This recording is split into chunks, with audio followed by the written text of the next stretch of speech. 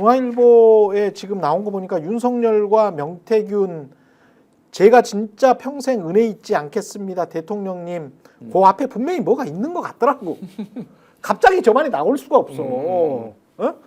뭐 그렇게 말이 많네? 라고 하면서 내가 그 김영선 하라 그랬는데 그렇게 말이 많네? 정말 감사합니다. 대통령님 이렇게 할 수가 없거든. 그 다음에 뭐라고 이야기를 한 거야.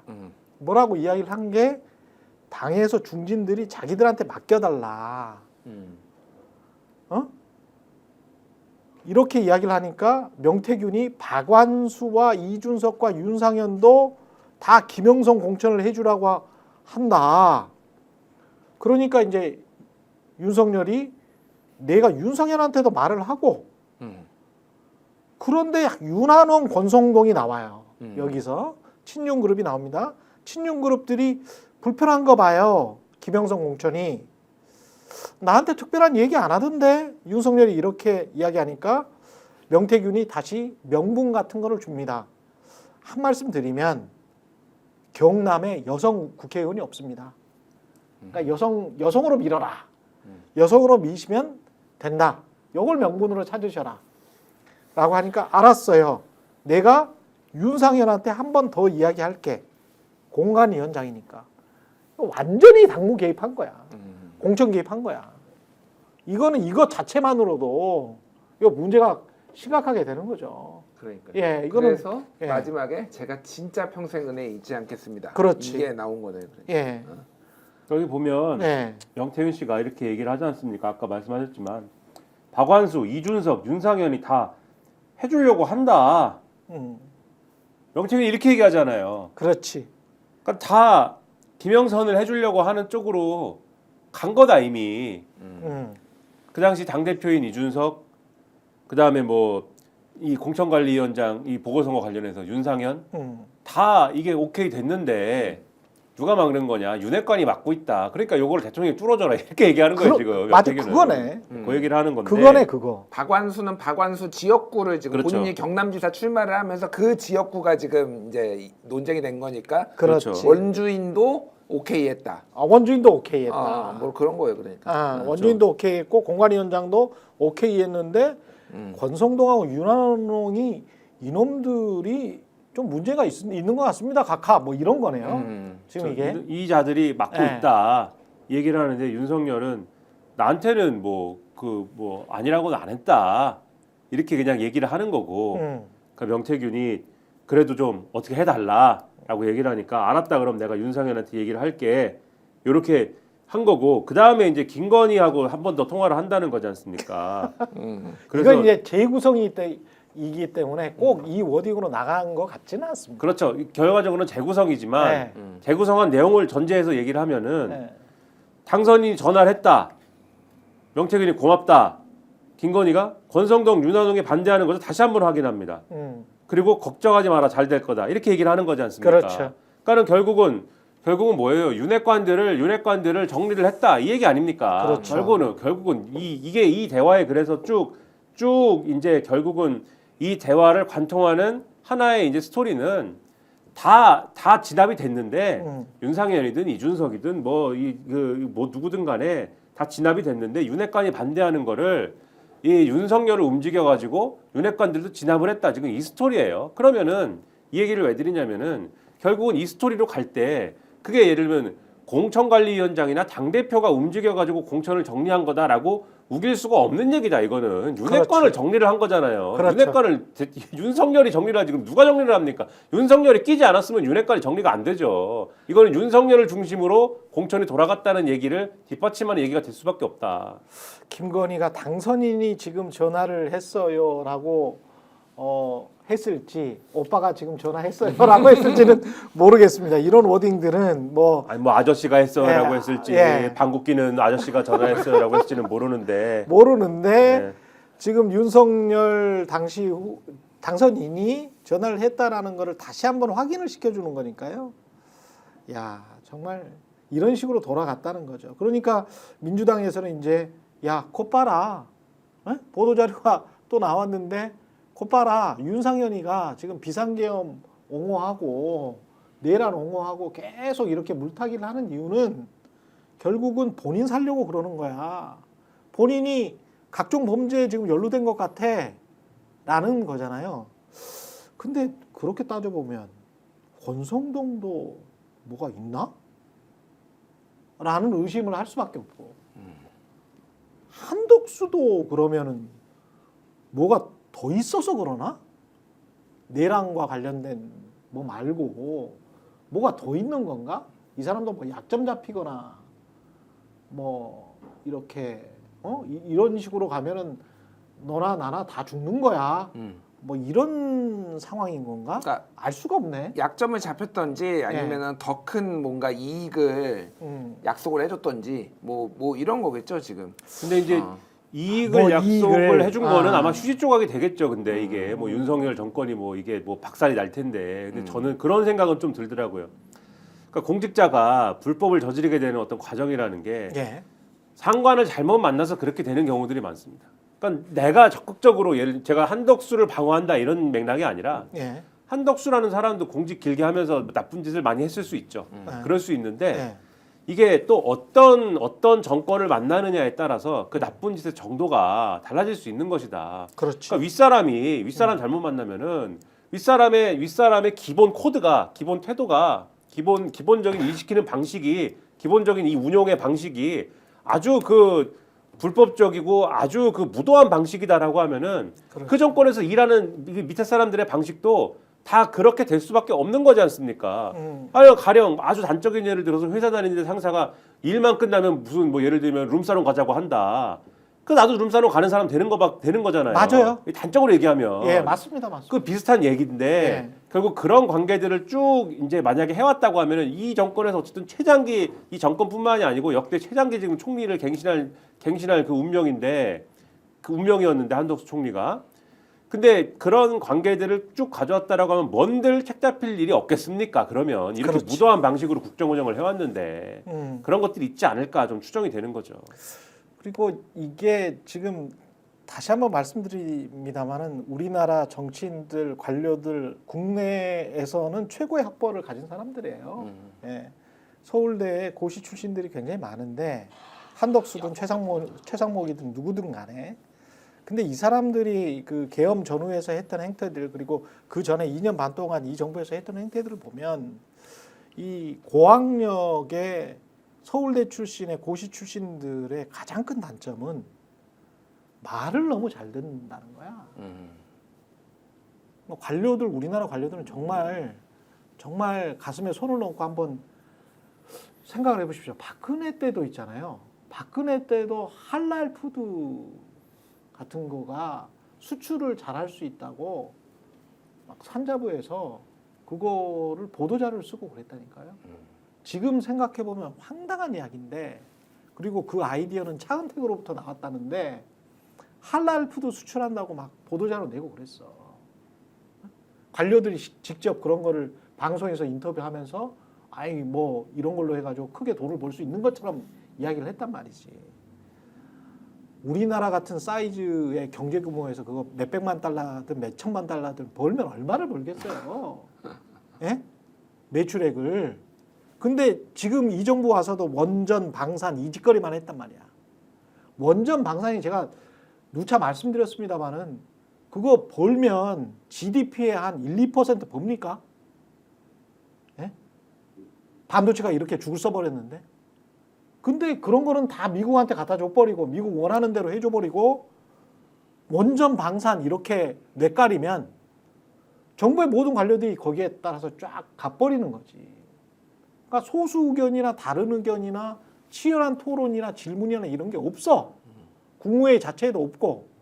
이거는 다음 정부 어디가 와도 저는 제도를 고치는 게 아니고 서울대 고시 출신들의 이런 관행화된 교육 같은 거 있잖아요. 썩어 빠진 정신 상태를 고치지 않으면 이거는 나라가 늘 어떤 독재적인 성향을 가지고 있는 누군가가 나타나서 막 이렇게 우기잖아요. 그리고 약점 잡잖아요. 그러면 하면서 뒤에서 도장 찍어주고 그냥 나는 모른 척하고 나중에 크게 문제 생기면 아유 나는 그때 막으려고 했는데 잘 안 됐습니다. 뭐 이 정도로 맨날 책임만 면피하려고 하는 그런 정말 국민들한테는 정말 잔혹한 국가가 계속 될 수밖에 없지 않나 그런 생각이 들어요. 그러니까 이거는 경험적으로 그렇게 하면은 더 본인들한테 유리하다라는 거를 위에 선배들부터 본인까지 다 보고 예. 경험을 했기 때문에 그런 것 같아요. 제가 보기에는. 그러니까 바보들이 아니거든요. 그렇지. 무조건 그게 아니라 말 들으면은 결과적으로 더 많은 보상이 따르고 거기에 대한 처벌은 제대로 덜 이루어지거나 제대로 이루어지지 않고 뭐 그런 것 같아요. 그래서 내란을 이번에 일으킨 것도 저는 전두환을 사형시켰어야 된다고 생각을 해요. 그렇지. 어. 맞아. 예. 그 사람이 자연사한 게 모든 근원이야 현대사에. 저도 그렇게 생각을 예. 합니다. 그래서 뭐 모르겠어요. 이제 소극적 가담자, 적극적 가담자, 묵인자 이런 것들을 잘 정교하게 해야 되겠지만은 이거는 신상필벌이 좀 명확해야 된다 이런 생각이 들고 또 하나는 어쨌든 대통령제 자체가 갖고 있는 우리나라 대통령제가 가지고 있는 한계는 어느 정도 인정을 하고 그거를 어떻게 좀 바꿔갈지도 이제는 좀 논의를 할 필요는 있겠다. 그러니까 여러 가지 뭐 개헌이 됐든 뭐가 됐든 그거를 뭐 당장 하자는 게 아니라 그거를 이제 내후년에 지방선거에 이를테면은 개헌을 하기 위해서 개헌안을 넣자 지방선거에. 그래서 아예 이번 대선에서 어떤 식으로 이제 각 대선 후보들이 이제 조기 대선이 이루어지면은 공약을 할 거 대선 아니에요. 기간에. 대선 기간에 네. 이런 청사진을 가지고 있다라는 거를 서로 패를 까고 합의를 하면서 좀 1년 정도 이렇게 얘기를 하는 것도 좀 방법이겠다 이 생각이 듭니다. 예. 국가의 가치와 비전에 관해서는 이야기를 뭐 우선순위가 조금 지금 당장은 내란부터 진압을 해야 될 것 같고요. 내란, 예. 내란 진압, 예. 탄핵, 그렇죠. 그다음에 대선, 그렇죠. 그다음에 개헌. 요 그렇죠. 이제 루트로 이제 가는 그렇죠. 게 맞는 것 같아요. 예. 그래서 우선순위를 정해서 하여간 논의를 해야 될 것 같습니다. 가치와 비전이 사라져버린 나라인 것 같아요. 예. 김영삼, 김대중 때는 민주주의 쟁취, 절차적 민주주의 쟁취만 하면 단 줄 알았는데 그게 아니었잖아. 그게 아니었고 그거를 20년이 뭐야? 30년이 넘었군요. 지나고 나서 보니까 양극화밖에 남은 게 없어. 양극화밖에 남은 게 없고 이 서울대 출신들도 이게 잘 아실 거예요. 서울대 출신의 고시 출신들도 부모가 유자산 돈이 많고 그리고 강남 출신이고 그러면 한동훈처럼 되는 거고요. 예? 그렇지 않으면 힘들게 검사가 됐다고 하더라도 밑에서 빡빡 기는 겁니다. 많은 검사분들이 제 의견에 동조하실 거예요. 왜냐하면 아니 처갓집에서도 그렇고 본가에서도 그렇고 제가 한동훈 씨 이야기를 꼭 하는 건 아니고요. 그런 검사들이 많다고. 그런 공무원들이 많아. 그냥 야 접대해라. 니들이. 그리고 1,000만 원씩 써라. 라고 하면서 승진하거든. 그러면서 이제 상관들이랑 같이 골프 치고 그러면서 똑똑한 놈이네. 라는 이야기 듣고 그러면서 이렇게 쭉 가거든요. 그러니까 이게 나라가 밑바닥에서부터 차근차근 올라온 사람들이 뭔가 정말 어려운 사람들이 이렇게 최정상까지 올라갈 수 있는 이 지금 구조가 아니야. 그런 측면에서는 많이 바꿔줘야 돼. 그리고 다양하게 뭐 사실 개헌 논의를 하면 꼭 걱정이 되는 게 예. 너무 많은 이제 개헌 논의들이 이 권력 구조 분산이나 이런데 그러니까 그 권력 구조 개편이나 이런데 집중이 돼 버리는 그런 예. 현상이 일어날 겁니다. 왜냐하면 권력 구조 개편이라는 그런 거잖아요. 내각제를 할 것이냐, 이원 집정제를 할 것이냐, 대통령제는 그냥 두는데 4년 중임제를 할 것이냐 이거거든요. 예. 근데 논의가 이쪽으로 이제 집중되는 이유가 뭐냐면 이거는 선택지가 있기 때문에 그런 것 같아요. 제 생각에는. 이미 많이 말을 해봤었고. 그렇죠. 예. 뭐 선택지가 있으니까는 골라. 이렇게 하면 이제 고르기 쉽지 않습니까? 예. 근데 사실 이번에 느낀 거는 세대별로 이 민주주의에 대한 어떤 수용도라든가 이런 것들이 좀 다른 부분이 있구나라는 걸 좀 느낀 게 젊은 세대의 경우에는 계엄이라고 했을 때 계엄 선포 이렇게 얘기를 했을 때 정말 어떤 있을 수 없는 일이 일어났다. 이거 완전히 정말 이건 독재자나 하는 일이다라는 거를 직관적으로 딱 알더라고요. 그렇지. 바로 이제 직관적으로 딱 아는데 오히려 이제 좀 나이 든 세대들이 어르신들. 입장이 좀 갈리는 것 같습니다. 그러니까 좀 민주화에 대해서 좀 이 수용성이 높은 경험을 갖고 있는 좀 고령층이더라도 또는 이제 40, 50, 뭐 40은 빼고 50대, 60대 세대더라도 그리고 70대 이상이더라도 민주화에 대해서 수용성이 높은 경험을 갖고 있는 세대, 그게 지역 때문이든 아니면은 뭐 어떤 학벌 때문이든 뭐든 간에 그 수용성이 있는 세대들은 계엄은 정말 안 되지라면서 막 이제 좀 그렇죠. 트라우마가 자극이 되고 네. 빨리 도망을 가야겠다라든지 이런 것들을 한다고 하면은 이게 안 돼 있는 경험이 있는 세대는 다른 생각을 막 해요. 지금 보니까 하려면 확실히 했어야 된다라든지 하려면 확실히 했어야 된다. 네, 뭐 오죽했으면 그랬겠냐라든지 그 윤석열 측의 그 어떤 전형적인 논리 네. 2시간짜리 뭐 이렇게 엉망으로 한 거 가지고 왜 호들갑들이냐라든지 이런 용서받을 수 없는 얘기들을 막 하거든요. 그렇죠. 이런 걸 보면은 이게 분명히 민주주의적인 어떤 원리 원칙이라는 게 확산되는 그러한 구조 속에 한국 사회가 있는 건 분명한데 예. 이런 것들이 체화되지 않은 세대는 지금 어쩔 수 없는 거 아닙니까? 그런 세대적 경험을 갖고 있는 분들의 경우에는 그런 분들을 억지로 뭐 지가 앉혀가지고 교육을 막 시킬 수는 없는 거 아닙니까? 예. 다만 제도적으로 그러면 어느 쪽인 거냐? 민주주의적인 원리 원칙이 확산되는 쪽이 그러한 것들이 제도적으로 반영될 수 있는 그런 기틀을 마련해 줘야 되는 거죠. 그러니까 좀 더 민주주의적인 뭔가를 할 수 있는 담보할 수 있는 제도를 만드는 게 제도적으로 그게 반영될 수 있도록 하는 게 개헌론의 어떤 포인트 그런 것이 돼야 되는 것으로 생각이 되는데 너무 이제 권력 구조 개편으로 쏠려가는 그런 현상이 일어나면은 좀 곤란하지 않겠느냐라는 우려가 생기는 것도 사실이에요. 그리고 노상원 씨가 이 전 정보사령관이 NLL에서 부품 공작 일으키려고 했다는 이 수첩 있잖아요. 이런 것들이 사실은 아까 말씀하신 어르신 세대가 가지고 있는 레드 컴플렉스를 이용해서 그거 자극해가지고 전 국민을 공포의 도가니로 몰아넣은 다음에 우리 마음대로 독재 정치하겠다라는 그 공식이었잖아요. 70년대부터 80년대까지의 공식이었는데 거기에 아직도 그냥 놀아나는 개돼지 같은 민주주의 교육을 제대로 못 받은 국민들이 있다. 그래서 우리는 그 국민들 믿고 갈란다. 라고 생각하는 것 같은 국민의힘 의원들이 많은 이게 것도 좀 문제입니다. 지금 윤석열 측 속보로 지금 나온 건데 예. 두 가지를 얘기를 했어요. 예. 뭐 지금 석동현이 얘기한 거 기사도 저 속보만 봐가지고 하나는 내일 출석 못한다. 공수처 출석 어렵다라는 거 하나 그리고 윤측 예. 헌재 6인 체제 불완전 전반적 사안 논쟁적 요소 요 얘기를 했어요. 예. 지금 보수 쪽에서 무슨 얘기가 남았냐면은 이진숙이 지금 헌재에 가처분 신청해가지고 네. 6인 체제로 그러니까 7인 이상이 돼야 되는데 본인이 지금 탄핵이 됐는데 6인밖에 없으니까 6인으로도 해달라라는 거 아니에요? 그게 그랬죠. 인용이 됐잖아요. 그래서 그랬죠. 6인이 된다라는 거잖아요. 그래서 이진숙이 이거를 철회를 하면은 7인이 돼야 되니까 이거를 심리를 못 한다라는 거예요. 그런 주장을 해요. 보수 쪽에서는 어쨌든. 이게 이제 그런데 이제 아까 제가 말씀드렸잖아요. 만약에 한덕수가 임명을 안 하면은요. 두 가지 플랜이 이제 생기는 거예요. 그러니까 뭐냐면은 6인 체제로 일단 가면은 7인 체제가 해야 되니까 6인 체제로 안 된다가 될 수도 있고 아니면은 이진숙 거를 받아들인다고 하더라도 6인 체제에서 정영식 한 명만 이게 탄핵 기각 그러니까 인용이 아니라 탄핵 반대가 되면은 윤석열 복귀할 수 있고요. 만약에 4월 18일 이후로 되면은 문영배, 이미선이 퇴임을 하면은 4명 체제가 돼버리니까 아예 이게 안 돼버리는 수도. 뭐 결정도 못하죠. 제가 말하는 건 뭐냐면은 이게 지금 윤석열이 얘기하는 것과 국힘이 얘기하는 것과 지금 한덕수의 입장과 이게 묘하게 싱크로가 지금 돼가고 있는 거예요 지금. 매우 저는 이거를 일종의 영구내란 음모라고 봅니다.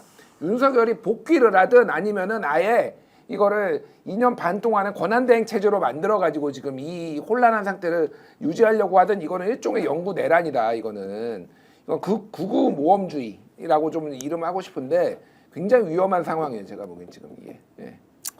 모든 걸 동원하겠다는 거예요. 저렇게 법률적으로 모든 쟁점을 만들어서 말씀하신 것처럼 영구 내란 음모를 현실로 관철을 시키든지 그게 안 되더라도 어쨌든 저쟁점을 만들어갖고 시간을 최대한 끌어가지고 정치적으로 유리한 환경을 만들든지 요 둘 중에 하나, 그러니까 플랜 A와 플랜 B가 있는 것이고 그리고 요것과 별도로 이 헌법재판소 외부에서는 아까 말씀하신 것처럼 여론전을 펼쳐가지고 그렇지. 지금 막 이상한 이미지 같은 거 만들어 돌리고 말이죠. 왜 윤석열은 계엄령을 선포할 수밖에 없었는가 이런 거 만들어가지고 막 자기들끼리 이미지 공유하고 말이에요. 네. 용산에 총무비서관 한다는 윤재순 씨 이런 사람들은 텔레그램 프로필을 그걸로 바꿔가지고 지금 다니고 말이에요. 그래요? 자기 얼굴이 있어야 될 거 아닙니까 텔레그램 프로필에. 네. 그게 아니라 윤석열은 왜 계엄령을 선포할 수밖에 없었느냐. 예산을 아당에 깎고 탄핵을 하고 이런 거 있잖아요. 그런 이미지로 바꾸고 그리고 이런 거를 누가 뿌렸는지 모르는 삐라 형태로 막 지금 오프라인에서 뿌리고 부산 이런 데서 그래요? 발견된 거 아니에요. 삐라가 지금. 이런 식으로 해서 나라를 내전 상태로 만들려는 이러한 음모가 진행 중인 것 같다는 생각도 들고 그러면 이게 과연 이게 나라의 통치를 책임지는 집권 여당과 뭐 집권 세력이 하는 일입니까? 아니면 지금 말씀하신 대로 내란을 일으키고 내전으로 끌고 가는 그런 세력이 하는 일입니까? 반역자들입니다, 이 사람들은. 내란이 아니고 이제 전쟁 장기전으로 돌입하겠다라는 그런 의지일 수도 있겠네. 만약에 그게 내전 상황, 정확한 내전 상황을 지금 보는 그렇지. 거죠. 사실상에 이제. 그렇죠. 네. 이건 뭐 한독수 이하해서 그냥 싹둑 잘라 버릴 수 있는 법적인 방법을 민주당이 노조명 의원이 이야기한 대로 내각을 그때 계엄에 참여했던 전체 내각을 날려버려 가지고 국무회의 의결 없이 국무회의가 없으니까 국회의장이 자동으로 효력이 선포될 수 있도록 뭐 30일 지나면 자동으로 30일인지 15일인지 지나면 자동으로 효력이 선포되더만요. 그런 방식을 취하든지 계속 이런 식의 어떤 꼼수를 부리면 국민들이 가만히 있지 않죠. 네. 그리고 헌정 질서를 이렇게 물랑케 하는 거는 그것 자체가 보수가 아님을 스스로 증명하는 겁니다. 보수는 다시 한번 말씀드리지만 체제 안정입니다. 체제 안정. 반국가 세력이에요, 이거는. 네, 이거는 반국가 세력이에요, 진짜. 체제 안정입니다. 보수는. 예. 체제 안정을 도모하기 위해서 내란을 진압하고 체제 안정을 도모하기 위해서 열심히 싸우고 있습니다. 스픽스는 말하는 언론입니다. 대세는 유튜브, 그중에서 스픽스. 좋아요, 댓글, 구독, 알림 설정. 여러분이 저희를 사랑해 주시고 우리가 여러분을 사랑하는 4가지 방법입니다.